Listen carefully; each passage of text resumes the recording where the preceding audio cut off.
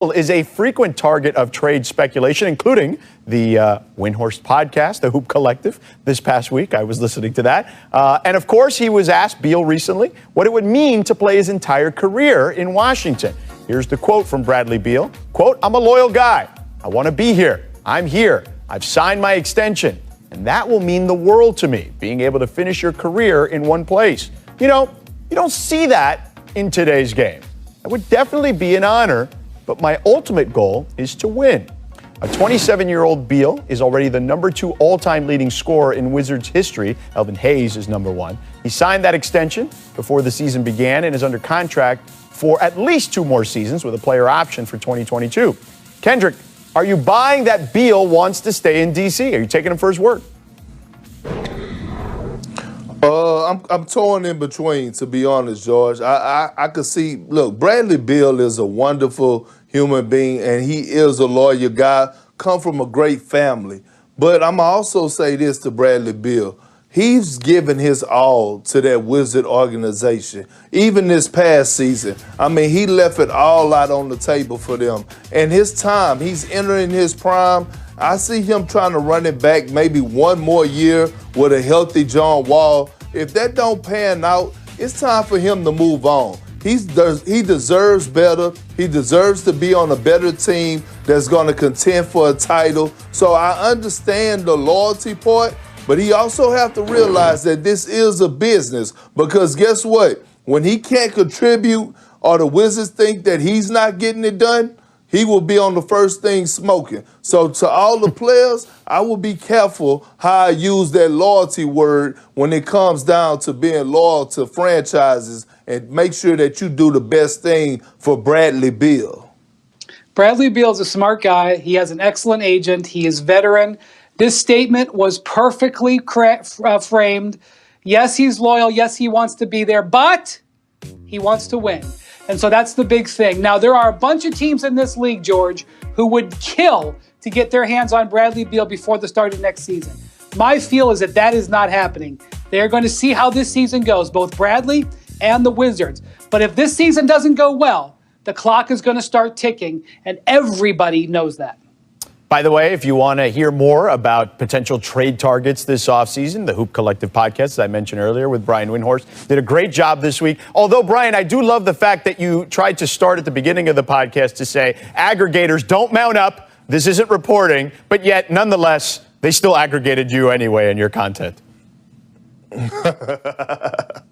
That's life. Just the way it works. But anyway, download and subscribe to the Hoop Collective podcast. All right, let's talk about the Rockets next. Team owner Tillman Fertitta was on CNBC's Power Lunch and was asked about the direction of this team. Let's take a look. What would you say to those folks who are speculating about what kind of changes could be coming? Well, I mean, you have James Harden and Russell Westbrook, and yeah, do you have almost 90% of your salaries tied up in them and Eric Gordon? But anytime you have players like that, Eric, PJ, James, and Russell, there's no reason to blow up your roster. And this is still our window. The next couple of years, James and Russell are in their early 30s, and we're not blowing up anything. All right, so the Rockets won 44 games this past shortened season before bowing out to the Lakers in the conference semis in 5 games. The team is expensive, and they're not necessarily young either. So let's take a look at their cap situation here.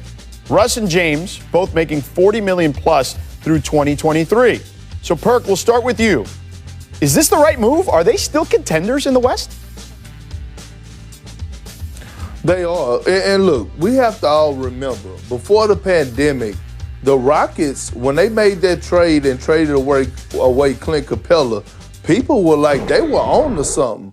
Russell Westbrook was having, in my opinion, the best season of his career. And I get it. He averaged a triple-double for 3 straight seasons and all that with Oklahoma. But when I look at this Russell Westbrook before the pandemic, he was efficient. He shot the highest field goal percentage he ever shot in his career, almost at 48%. He was dominating the paint. I had changed his name to Russell O'Neal.